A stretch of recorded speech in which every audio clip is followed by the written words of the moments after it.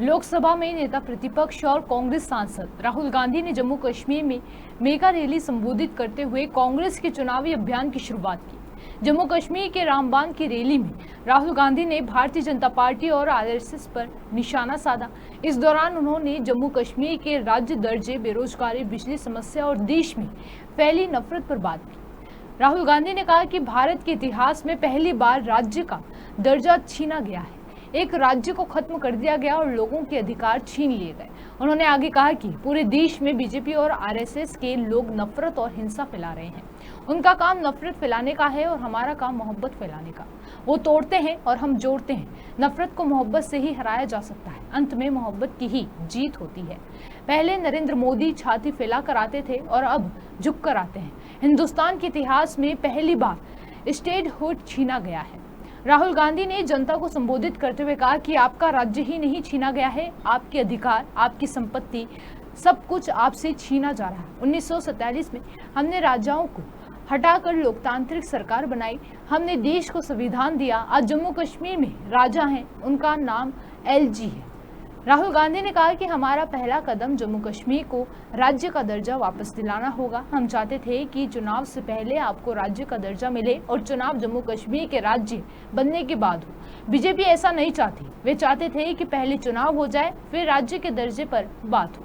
BJP चाहे या न चाहे, इंडिया गठबंधन उन पर दबाव बनाएगा और जम्मू कश्मीर को राज्य का दर्जा मिलेगा। राहुल गांधी ने आगे कहा कि कांग्रेस पार्टी की गठबंधन सरकार यहां सत्ता में आने वाली है। ऐसा होने जा रहा है। हम सभी सरकारी रिक्तियों को भरेंगे और आयु सीमा को 40 साल तक बढ़ाएंगे। हम दिहाड़ी मजदूरों को नियमित करेंगे, उन्हें स्थायी करेंगे और हम उनकी आय बढ़ाएंगे। हमारा लक्ष्य सबको साथ लेकर जम्मू कश्मीर की सरकार चलाना होगा।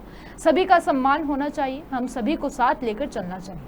राहुल गांधी ने कहा कि सरकार केवल अडानी और अंबानी को फायदा पहुंचाने के लिए काम कर रही है। जम्मू कश्मीर में देश के बाकी हिस्सों से ज्यादा बेरोजगारी है। कभी मोदी जी समुद्र के नीचे चले जाते हैं, कभी किसी राजनीति गले लगाते हैं, लेकिन वे कभी बेरोजगारी के बारे में बात नहीं करते। कांग्रेस और नेशनल कॉन्फ्रेंस की सरकार सत्ता में आने वाली है। हम सभी सरकारी रिक्तियों को भरेंगे।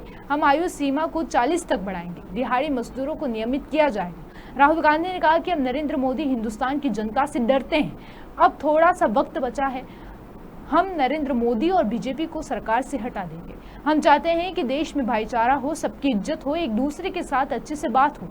घाटी की खूबसूरती की बात करते हुए राहुल गांधी ने कहा कि इतनी खूबसूरत जगह है, मुझे चुनाव के बाद यहाँ आना ही पड़ेगा।